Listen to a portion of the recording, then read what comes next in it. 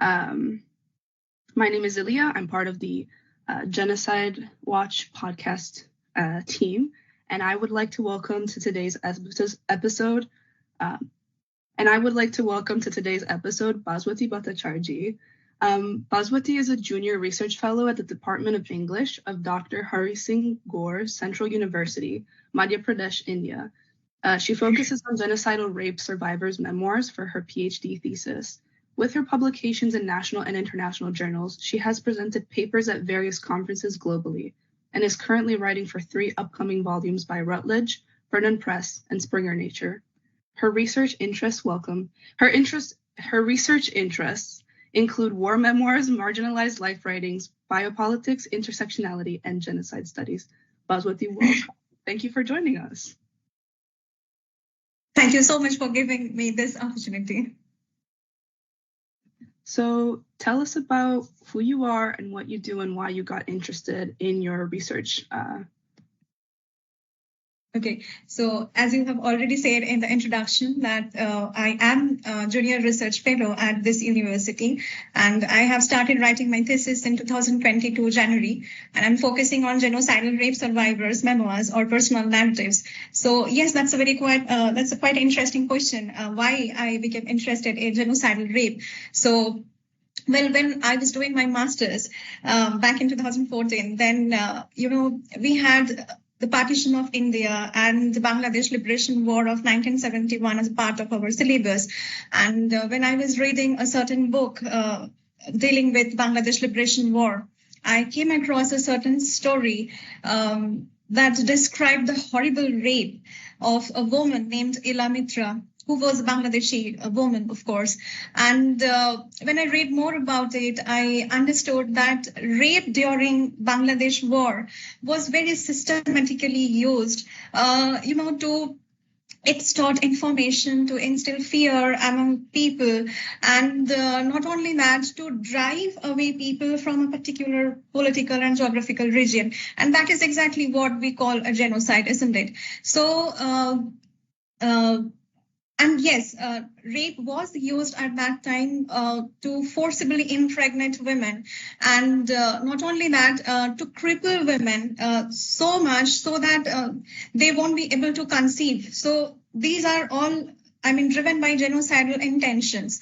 So later, when I got more involved with this field of genocide studies, I noticed a very interesting thing. That is, in the 1948 UN Genocide Convention, in the definition of genocide under this convention, very surprisingly, the words sexual violence or rape has not been mentioned. And you know what? Merely mentioning severe bodily harm or mental harm does not always constitute the severity or the seriousness of rape. Probably this might be a reason, what I feel, this might be a reason for which people usually separate rape from other genocidal crimes or atrocities. For example, here I am remembering a certain incident where a gender consultant named Lisa Pruitt from the US, she came to Rwanda to investigate cases of sexual violence in Rwandan genocide of 1994. And very surprisingly, several of her co-investigators almost dismissed her by saying that, well, we really cannot be concerned about some women who got raped.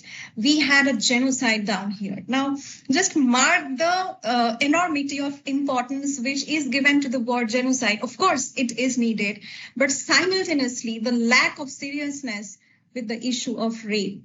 So later, when I read more about these issues, when I read personal narratives by genocidal rape survivors, what I felt is that rape committed during armed conflicts and genocides should be considered as a form of genocide itself and not just as a byproduct of it. So yes, you may say that that is a reason for which I am here. I have selected this topic, and yes, my dream is that someday UN Genocide Convention will include sexual violence and rape in its definition of genocide. Thank you so much for that answer. That was very powerful.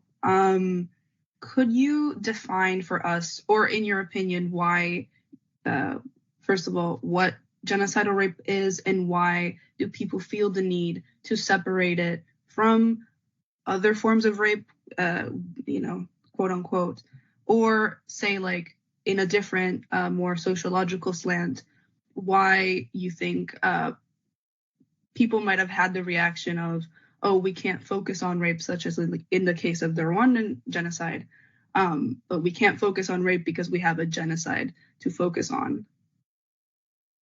Okay, so let me first answer your first question. That is, what can we call a genocidal rape, and how can we differentiate it from any other incidents of rape? So, yes, according to me, because we, as much as my research work, I really don't think that any concrete description of genocidal rape is available till date. So, I'm saying what I think, what I feel. That is, whenever a mass rape is being committed against a particular community with the intention of instilling fear among that community and with the intention of driving those people away from a particular political or geographical region, that can be called a genocidal rape. Not only that, when mass rapes are being committed against women of a particular community again, in order to forcibly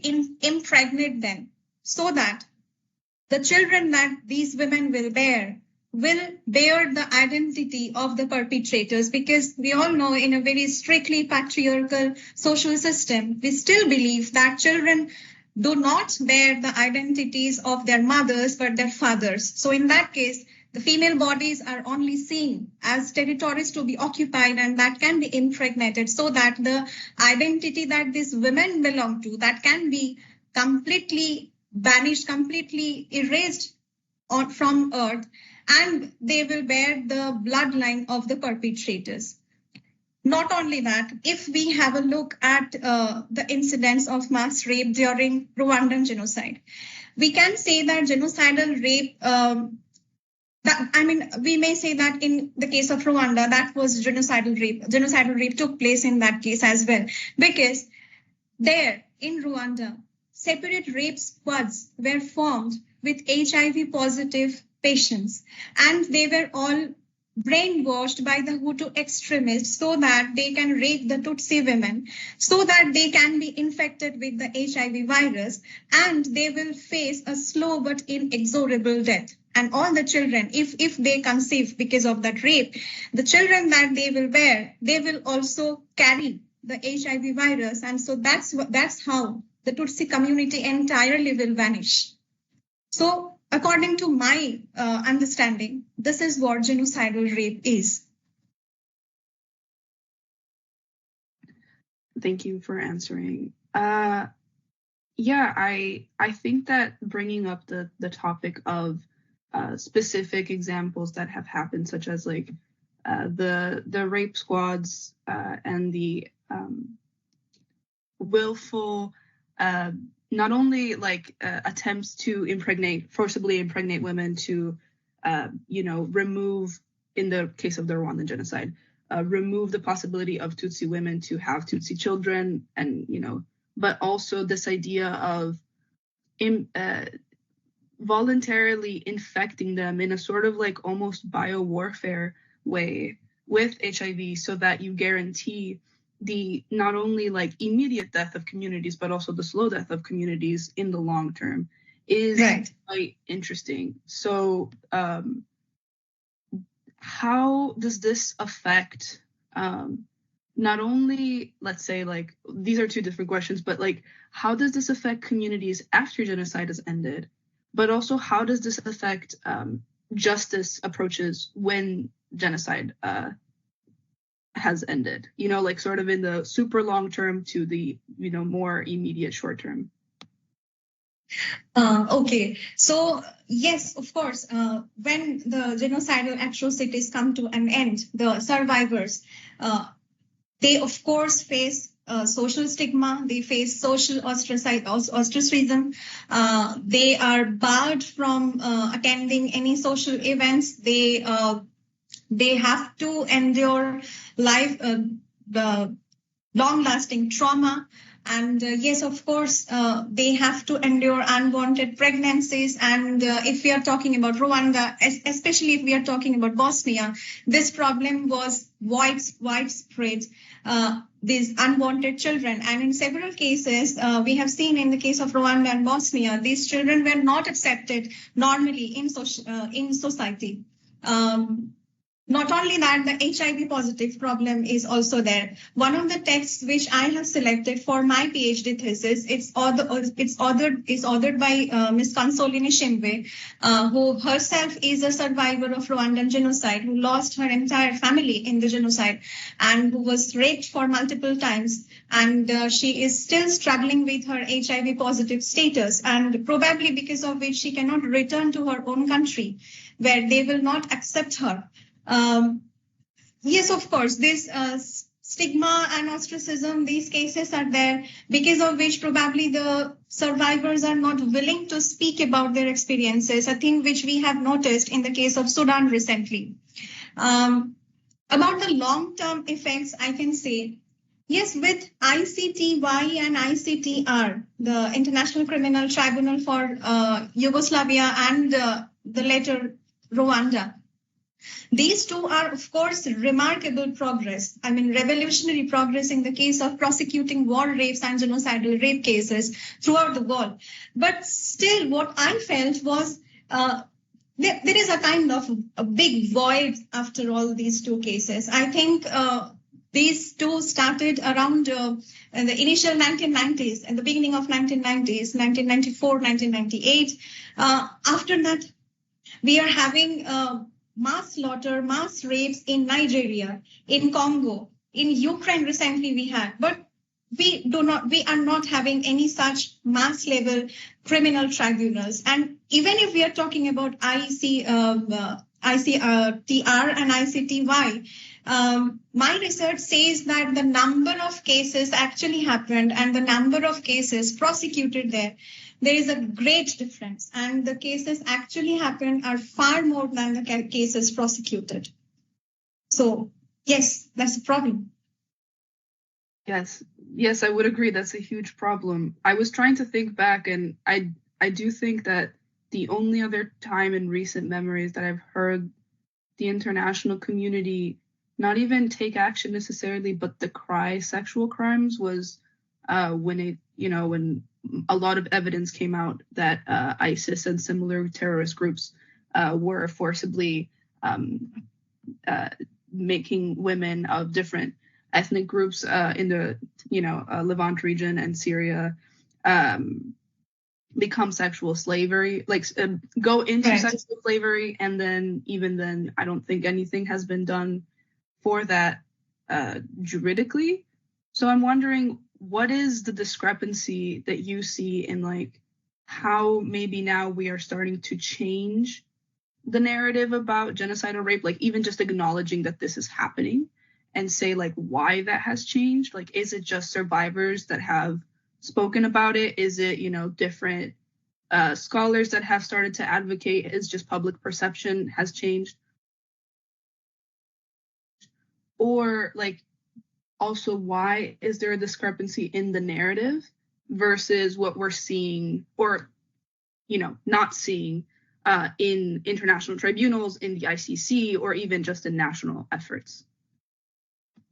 Okay, recently I was writing a blog. Actually, I published a blog with Genocide Watch, and the topic was why there is a scarcity of survivors' testimonies in Sudan.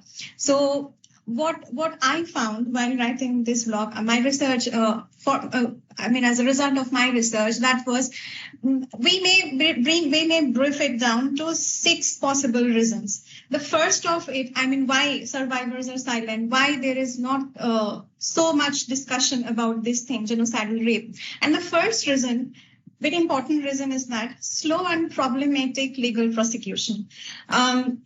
I'm really willing to talk about one particular woman here. Her name is Bakira Haseshi. She is from Bosnia, herself a survivor. She got raped for multiple times by Milan Lukic, who is a war criminal. And not only her, but her sister, her daughter, her 19-year-old daughter at that time, they all got raped mercilessly, brutally, and they held there in the sexual slavery camps, the rape camps in Bosnia. Now, once the atrocities stopped, what she did, she founded an association where she fights for the cause of women like her, for survivors like her. In an interview, she says a very important thing. That is, in Bosnia, probably it's more beneficial to be a perpetrator than a victim, because the issue is like that in Bosnia. The perpetrators of the genocide, most of them are in Bosnian government right now. They're serving the government. So that's why it becomes very problematic for the survivors to lodge a complaint against them, because the policemen, they are also war criminals. And what happens, she says, Bakira Hasej is saying that in most cases, the government is paying the defense costs of the war criminals, but still the victims are not getting any stipend, any compensation. So, of course, there is a big reason for which there is a discrepancy, what you are saying. Well, of course, that is a great reason. Next, of course, there is the issue of social stigma. There is the issue of lack of medical care, which is an issue there in Sudan, especially in the case of Darfur, where the 4 Masalit and Zaghawa tribe are mercilessly being persecuted since 2003, and the situation escalated since war broke out there in 2023, mid-April. So yes, these are the reasons.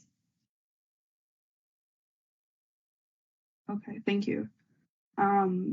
So we have the problem of there is discrimination, lack of resources, perpetrators still being active or just around, like active in communities, active in government or other law enforcement situations. And also I'm imagining a lot of social stigma around being a victim, not only of genocide in general, but also genocidal rape. So I was wondering if you could explain to us how genocidal rape interacts with patriarchal structures of power or otherwise gendered narratives within a country. Okay, thank you for this question. It's very important, actually, which leads us to the root of the issue. I remember here a certain critic named Kelly Askin who said that if women are not being protected from abuse during peacetime, then it becomes very obvious that they will not be protected from abuse during times of conflict. And similarly, almost echoing her, Nadia Murad, she says in a live talk organized by the Council of European Union, she says that until or unless we are taking the issue of gender equality and female empowerment seriously during peacetime, it becomes very obvious that these issues will turn violent during times of conflict. When we are still of this belief that female bodies can be occupied by a man, and whenever the man is violating that female body, that body can never be, the woman, the owner of that body can never be accepted with respect in her own community. The issue that a man can violate a woman's body and can impregnate her, and the child that she will bear will have the perpetrators or her rapist's identity instead of her own. And because the child was born out of rape, so that's why that child will not be accepted in society normally. Until or unless we stop thinking about these things, this issue can never be prevented. This thing can never be prevented. Not only that, there are some very disturbing generalizations. Like again, I'm willing to refer to Rwandan genocide. The Hutu extremists, they very purposefully brainwashed the peace-loving Hutu people, the common Hutu people, who also became violent at that time, by saying that the Tutsi women, they are by by their nature, they are very promiscuous. So they deserve to get raped. They deserve to be held as sex slaves. The similar case we have heard in the case of Yazidi genocide, that the people who are Yazidi by their religious identity, these women are usually, they are by nature very promiscuous. So you can use them as your sex slave, as your concubine. You can rape them. So these are just two random examples. Such generalizations are there. Such hate speeches are there.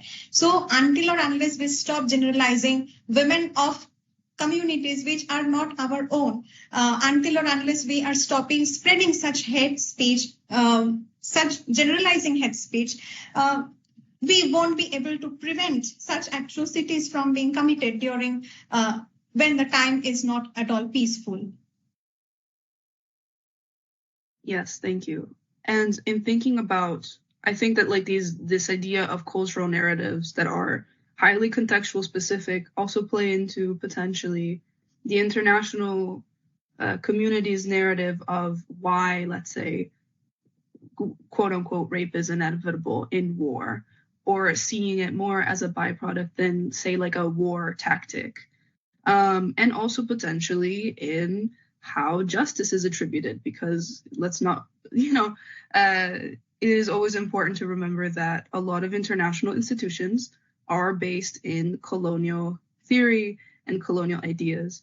And so exactly. I'm wondering like how the legacy of colonialism plays into rape as genocide, and also why the international community is usually silent or ends up misrepresenting what is happening in specific national contexts, or not looking at what happened, like the fact that this has always happened, always as a tactic, not just like as a byproduct of war. Yes, of course, colonialism, the issue of colonialism is still there.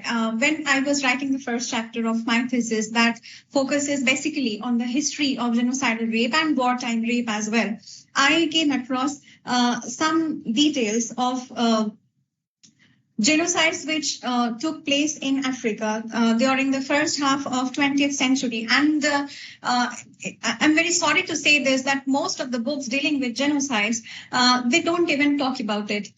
For example, like I came across a certain incident that took place, if I'm not wrong, between 1904 to 1908 in the present day Namibia, in Southwest Africa. And there was a genocide against Herero and Nama people of that region, and it was perpetrated by the German colonizers.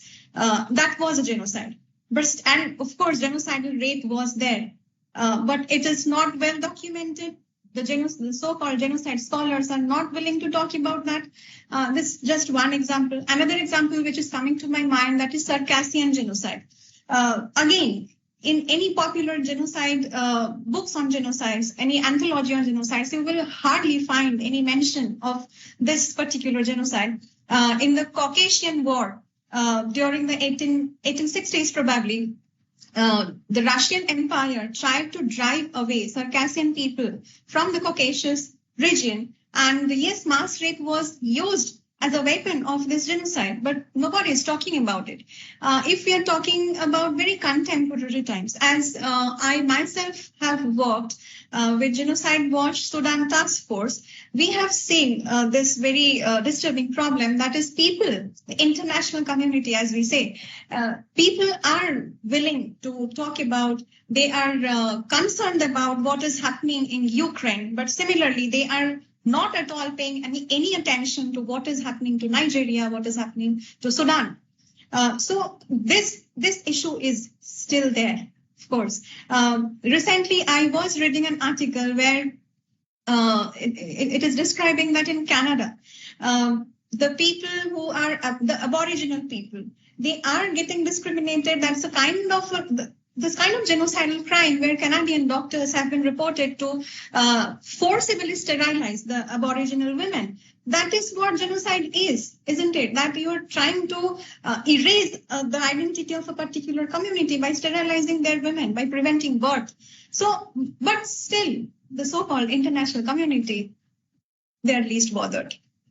So yes, the issue of colonialism is still there. We are least bothered about what is happening to the Rohingya people in Myanmar.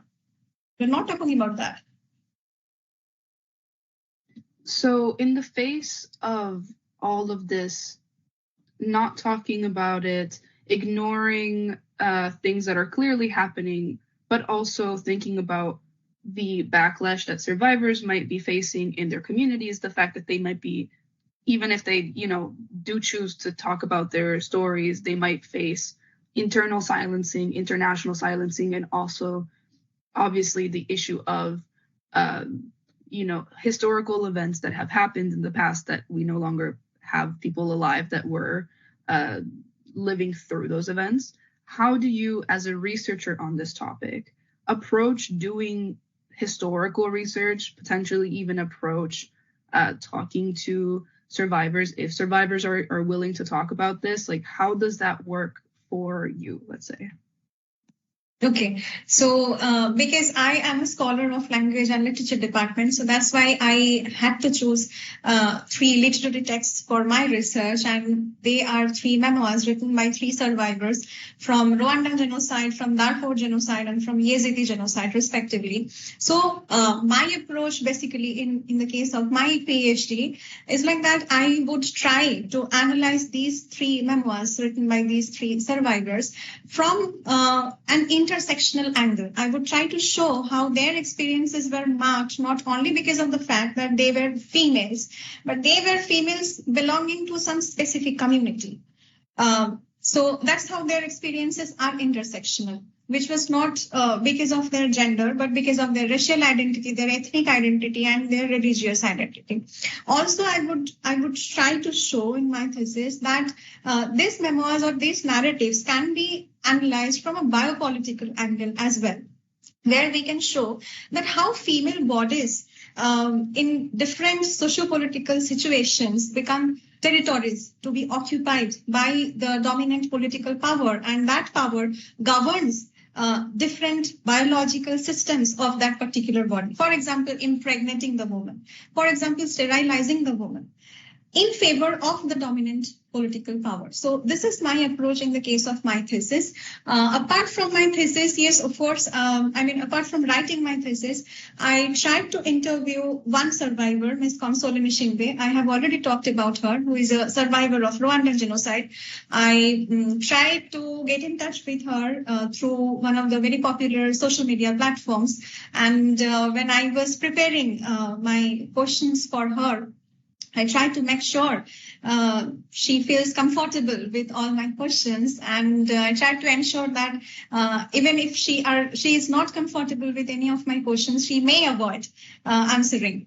But very thankfully, she answered all my questions, and of course, someday I would like to interview Nadia Murad. That's my dream. I don't know whether it will be possible. Let's see. So what I try to look for, if I'm reading the memoirs or narratives, any testimonies by the survivors, or when I interviewed Ms. Console Nishimbe, I tried to see how these people, the survivors who actually went through this experience, how they perceive this issue of rape when it's being committed with a genocidal intent. And in the case of Ms. Nishimbe, I tried to ask her what her opinions are about the legal proceedings considering these cases, her experiences with ICTR, and what, according to her, can be the possible solutions.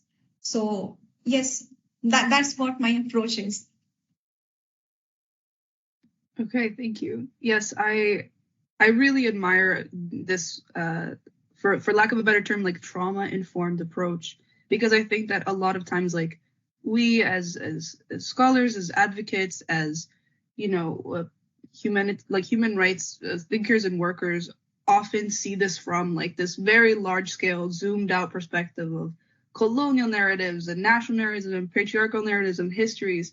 But then thinking about how this crime happens, to a single individual, or, a vast array of single individuals who may or may not be aware of everything that is happening, and then are constantly asked to reflect on their experience, usually by very uncaring bodies. Like, I think of how traumatic it must be to testify in front of a juridical body. Like, you know, Exactly. the classic example with the Rwandan genocide being that the ICTR took place in Arusha, which wasn't even accessible for a lot of Rwandan witnesses, and how a lot of the lines of questionings were very controversial at the time and still today for a lot of genocide scholars because of how aggressive the questioning was with these types of witnesses, just in general, but especially with genocidal rape. And I'm sure that this has sort of been like a thorough line for a lot of, say, like the victims that did have access to potential justice, and then thinking about how many victims have to still live side by side with their perpetrators without any claim to justice. So yeah, like exactly. You know what? I'm just interrupting you. You know what? That is exactly why I feel that survivors' personal narratives, survivors' testimonies, and if they are publishing memoirs, their memoirs, autobiographical narratives, these things should be given very much importance because as international community, I mean, I'm sitting in India. The news what I'm getting about Sudan, that is through any international media, right? But when I'm reading the testimony of a particular survivor, then I am getting a kind of counter narrative. What I'm getting from the media, from any newspaper, that is the grand narrative. That is not the totality of the event, isn't it? So that's why I feel, I mean, day by day, when I'm getting more involved with this field of genocide studies, what I think that the most importance should be given to the survivors' narratives. They are giving us with the counter narrative, which help us to perceive the incident in its entirety. Then only the picture can be completed. Yeah, I would agree. How do you think, this is obviously like your opinion, your speculation. How do you think social media has the potential to change this? Because I'm thinking potentially victims have larger platforms to talk about their experiences, but also at the same time, they are potentially even more at risk because of, you know, social media comments being particularly violent, tactics like doxing or, you know, other ways of persecuting them, plus, you know, national governments being able to collect data and potentially find these victims more easily. So I'm wondering, like, what do you see as like the potential benefits of social media for these victims if they so choose to, you know, share their stories, but also the potential downfalls, or if social media changes anything at all, really? Of course, let's not be very much pessimistic about social media, but I mean, what I personally feel, that is, it can be a good way to reach to the survivors, like what I did. I mean, yes, of course, Miss Nishinwe is one of the very outstanding people who came out and shared her experiences. Not everybody can be fortunate like her, of course. But still, we can use social media platforms, different social media platforms, as a means to reach to the survivors. Not only that, we can sign petitions and get them circulated. We can use it as a form of social awareness, as a form of as a way of raising awareness. I mean, we can use it positively instead of using it in a negative way to spread hate speech and rumors and all these things, violent comments, remarks, and so on. Yes, of course, I feel that we can use it positively. Thank you, because I feel like also oftentimes we see social media as just this like entirely negative force. And I do believe that social media has brought a lot of harm, especially like in the case of, you know, narratives, but also thinking about how, again, circling back to the Yazidi genocide and ISIS, how a lot of these men were sold on Facebook Marketplace. And so I'm thinking, how do we, let's say, like in your ideal world, how do we raise awareness of what is happening, and how do we make this awareness raising efforts safe for victims? Well, as we are doing in the case with Genocide Watch, the social media pages. I'm not directly involved with that, but I follow them on social media platforms. So what I see there that regularly they update their audience with what should I say, very graphic details. Which is understandable for different people coming from different educational and social backgrounds to understand what is happening in different corners of the world. But yes, I quite agree with you that these days people are becoming so violent that whenever they are seeing any issue being published by any human rights organization, instantly they are saying negative things about that. For example, like if they're saying something against Israel, they will start commenting something about for Israel and against Palestine. This kind of political warfare is very much there on Facebook, on Instagram, and different other, of course, in Twitter and several other social media platforms. But still, what I feel that if we are trying to get the most of it, use it in a benevolent way, social media, we can use reports with more graphic details so that people can understand its gravity. We can research more. Recently a research is going on about the use of sexual violence during the Holocaust against the Jewish women. It is an ongoing research. So we can research incidents which already took place in history, and we can share that on social media so that people can understand the gravity of this issue, sexual violence and rape committed with a genocidal intent. Apart from that, yes, the petition signing option is also there. I really don't know what else we can do using social media. No, that's perfectly fine. I was just wondering because like social media can be an easy way for, say like lay people that have, no Yes. government to try and do something. But speaking of other potential efforts, have you encountered reparation efforts or other sort of peace building and community building efforts that you think have been particularly successful, say in like both international spaces or if not in international spaces, in national spaces, government-led, grassroots-led? Like, is there hope in a way? Like, this is a question of like, is there hope? Are there people doing something good that we could potentially learn from and apply at larger scales? Well, yes, I must say something here. Being a scholar of genocide studies, what I felt in academia, that is people are not really willing to talk about this so-called negative topic. And I'm sharing with you my experience. That is, most of the people, whenever they hear what my research topic is, the most obvious reaction coming from them, even if they are from academia itself, they are like, oh my God, what a negative topic you have chosen. How horrible things, how horrible stuff you're reading every day. So there is a tendency to stay away from all things which are so-called negative, so-called horrible.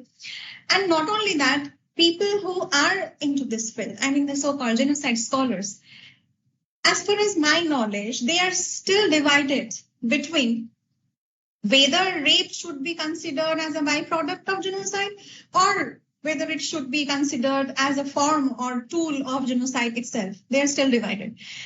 So that's why there is no parity, what I found in academia. If we are talking about legal arena, legal cases, then I think I already talked about it, that after ICTI, we are not finding anything like that. And what I felt we badly needed in the case of Sudan, but nobody is interested. Finally, if we are talking about international community, what I find is that since I have been working with Genocide Watch since September last year, what I found is that people worldwide, they're very selective when it comes to raising awareness, when it comes to sharing sympathy, if not empathy, when it comes to, advocacy. They are very selective. for example, what I'm trying to say time and again, that is, we barely got any support, at least oral support from hardly any people when we are working in our when we were working for our student task force. And Anyway, but the situation is very disturbing actually. But let's not be so much negative. Let's be hopeful. I think that the picture is changing somewhere. At least organizations like us are there who are not biased towards any particular community, any particular religion, or any particular political group. And yes, of course, if I have not found any specific example of reparation attempt, I think the picture is changing. And if I'm meeting you, I'm talking to you, for example, say 5 years later, probably I will be able to give you some examples.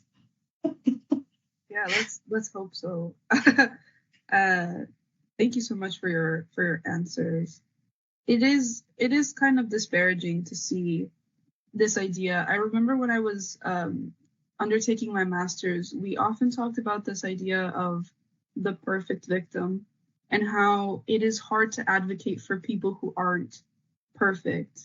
And I wonder if part of the reason why we don't, like I say we, but like the international community, academia, the general we, doesn't want to look at genocidal rape is because these survivors are still alive and carry complex narratives with them, because it is, in a way of like, it is easier to talk about the dead because the dead are dead.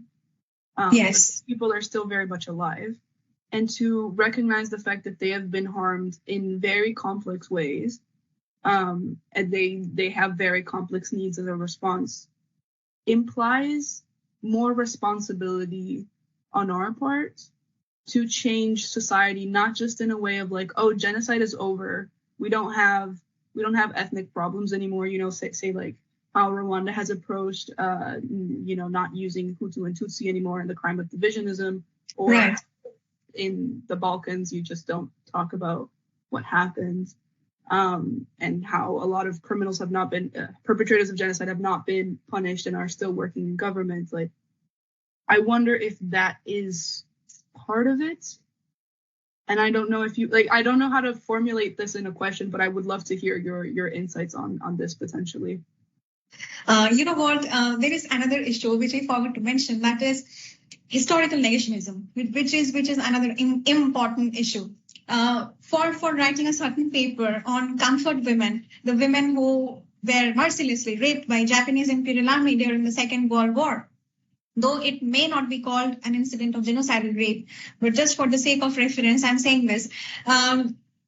Since Second World War ended, from 1945, the Japanese government has been denying the existence of this term itself, comfort women. And they are saying that these women were not raped actually. They willingly came into prostitution and they got paid for whatever they did. They served the soldiers, which is a blatant lie. And the problem with this is that the comfort women who were raped, who were coerced into sexual slavery, most of them are dying. Most of them are dead already. And if I'm not wrong, only 13% of these women are now living. And most of them are not willing to talk about it, because when they are going to public, when they're saying something about their experiences, the society, the public, the international community, they are saying that these people are lying. These comfort women, these women are lying, instead of blaming the government. So historical negationism is another very important issue. And not only saying that this did not happen, the Japanese government went so far that they banned, not banned. They asked one book publisher, textbook publisher from USA, they asked them not to use this word comfort women in their textbook, in their history textbook, for which they lost the connection. These US publishers, they stopped sending their textbooks to Japan. But they willingly erase this chapter from their history. So that is another issue. And another thing which I'm remembering, Samuel Totten, who is a very famous genocide scholar, probably in 2011, I might be wrong, probably in 2011, he wrote a book on Darfur genocide. And for writing the book, he went to Sudan himself and he interviewed 20 survivors, out of whom only one woman was willing to talk about her experience of rape. And when she finished, she said that it feels very good that you finally came and listened to me, whatever I had to share. It's because we cannot share our experiences with anyone because nobody comes and nobody is willing to listen to whatever happened to us. So I remember I included this quotation from Samuel Totten in my last blog, and I ended my blog with this, that if the survivors are given sufficient medical care, sufficient psychological care, and sufficient safety, probably they would be willing to share their experiences with the rest of the world. But is the world willing to listen to them?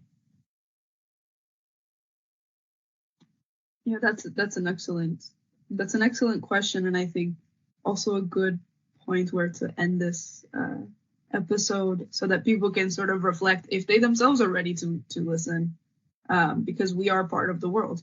We are, yes. We especially as young people, like we are going to be the future of people who work for international and national bodies. Right. So thank you for all of this. I look forward to reading your PhD thesis once it's completed and published. Thank you so much. So if listeners want to learn more about your work or just follow you, where can they find you? Okay, fine. I am there on different social media platforms with my name only. And not only that, I have been working with Genocide Watch as a research intern since September 2023, and I'm still a part of Genocide Watch family. And with them, I have published 2 blogs. Both of them are on Sudan and genocidal rape being committed in Sudan. First got published in October 2023, and the second one got published in December the same year. Apart from Genocide Watch, I published one research paper in the journal called Intersection, and it was published in the second volume of this journal, and it was in the year 2022.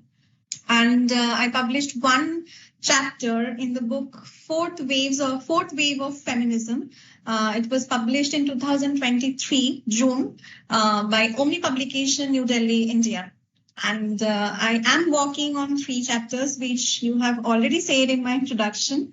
Once they get published, people will know more about my work. All right. Thank you so much, Baswati. It was truly an honor and an illuminating experience talking to you. Thank you so much. Okay, I'm going to end the recording now, but thank you. This was excellent. I think I actually read one of your article in my master's class.